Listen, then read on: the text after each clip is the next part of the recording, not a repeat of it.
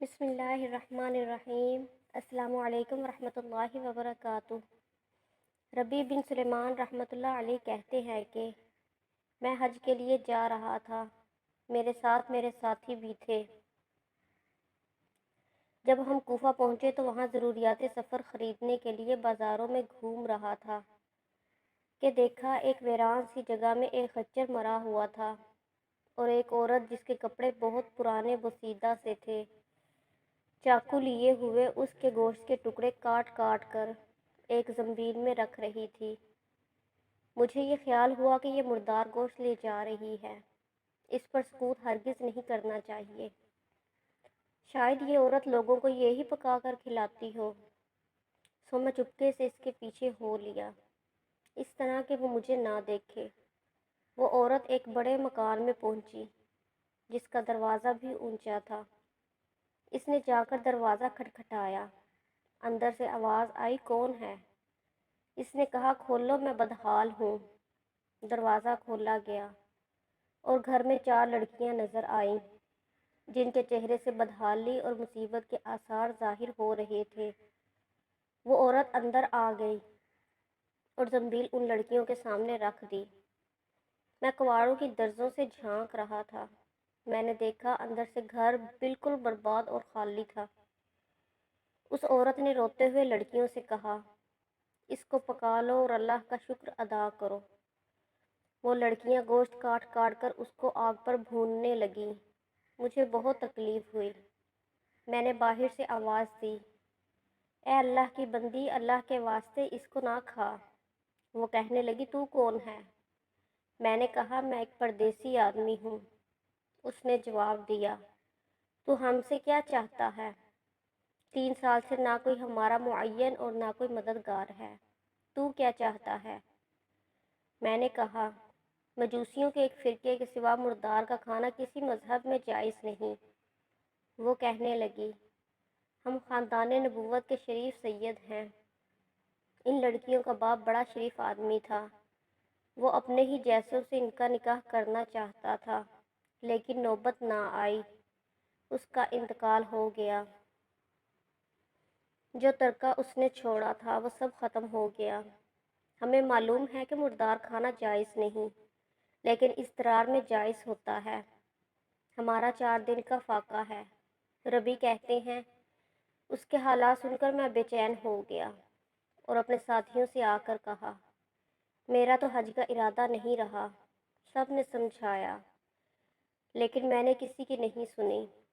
میں نے اپنے کپڑے اور احرام کی چادریں اور جو سامان میرے ساتھ تھا وہ سب لیا اور نقد 600 درہم لی اور ان میں سے 100 درہم کا آٹا خریدا اور باقی درہم آٹے میں چھپا کر اس بڑھیا کے گھر پہنچا اور یہ سب سامان اور آٹا وغیرہ اس کو دے دیا۔ اس نے شکریہ ادا کیا اور کہنے لگی، اے ابن سلیمان، اللہ تیرے اگلے پچھلے گناہ معاف کرے اور تجھے حج کا ثواب عطا کرے اور اپنی جنت میں تجھے جگہ عطا فرمائے اور ایسا بدل عطا فرمائے جو تجھے بھی ظاہر ہو جائے۔ ربیع کہتے ہیں، حج کا قافلہ روانہ ہو گیا۔ میں ان کے استقبال کے لیے کوفہ ہی رکا رہا تاکہ ان سے اپنے لیے دعا بھی کرواؤں۔ جب حجاج کا ایک قافلہ میری آنکھوں کے سامنے سے گزرا تو مجھے اپنے حج سے محروم رہ جانے پر بہت افسوس ہوا اور رنج سے میرے آنسو نکل آئے۔ جب میں ان سے ملا تو میں نے کہا، اللہ تعالیٰ تمہارا حج قبول کرے اور تمہارے اخراجات کا تمہیں بدلہ عطا فرمائے۔ ان میں سے ایک نے کہا کہ یہ کیسی دعا ہے؟ میں نے کہا، اس شخص کی دعا جو دروازے تک کی حاضری سے محروم ہو۔ وہ کہنے لگے، بڑے تعجب کی بات ہے، اب تو اس سے بھی انکار کرتا ہے کہ تو ہمارے ساتھ عرفات کے میدان میں نہ تھا۔ تو نے ہمارے ساتھ رمی جمرات نہیں کی، تو نے ہمارے ساتھ طواف نہیں کیے۔ میں اپنے دل میں سوچنے لگا، یہ اللہ کا لطف ہے۔ اتنے میں میرے شہر کے حاجیوں کا قافلہ آ گیا۔ میں نے کہا، اللہ تعالیٰ تمہاری سعی مشکور فرمائے، تمہارا حج قبول فرمائے۔ وہ بھی کہنے لگے، تو ہمارے ساتھ عرفات میں نہیں تھا، رمی جمرات نہیں کی تو نے ہمارے ساتھ، اب تو انکار کر رہا ہے۔ ان میں سے ایک شخص آگے بڑھا اور کہنے لگا، بھائی انکار کیوں کرتے ہو؟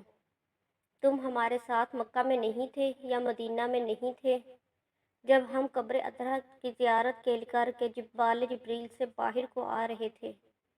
اس وقت ازدحام کی کثرت کی وجہ سے تم نے یہ تھیلی میرے پاس امانت رکھوائی تھی جس کی مہر پر لکھا ہوا ہے جو ہم سے معاملہ کرتا ہے نفع کماتا ہے۔ اس نے کہا یہ لو اپنی تھیلی واپس۔ ربی رحمۃ اللہ علیہ کہتے ہیں میں نے اس تھیلی کو کبھی سے پہلے دیکھا بھی نہ تھا۔ اس کو لے کر میں گھر واپس آیا، عشاء کی نماز پڑھی، اپنا وظیفہ پورا کیا، اسی سوچ میں جاگتا رہا کہ آخر یہ قصہ کیا ہے۔ اسی کشمکش میں آنکھ لگ گئی تو میں نے حضور اکرم صلی اللہ علیہ وسلم کی خواب میں زیارت کی۔ حضور اکرم صلی اللہ علیہ وسلم نے تبسم فرماتے ہوئے ارشاد فرمایا، اے ربی آخر ہم کتنے گواہ اس پر قائم کریں کہ تو نے حج کیا ہے، تو مانتا ہی نہیں۔ بات یہ ہے کہ جب تو نے اس عورت پر جو میری اولاد میں سے تھی خرچ کیا اور اپنا حج کا ارادہ ملتوی کیا تو اللہ نے اس کا نعم البدر تجھے عطا فرمایا۔ اللہ نے ایک فرشتہ تیری صورت بنا کر اس کو حکم دیا کہ وہ قیامت تک ہر سال تیری طرف سے حج کیا کرے، اور دنیا میں تجھے یہ عوض دیا، 600 درہم کے بدلے 600 دینار اشرفیاں عطا کی۔ ربی رحمۃ اللہ علیہ کہتے ہیں جب میں سو کر اٹھا تو اس تھیلی کو کھول کر دیکھا تو اس میں 600 اشرفیاں موجود تھیں۔ سبحان اللہ۔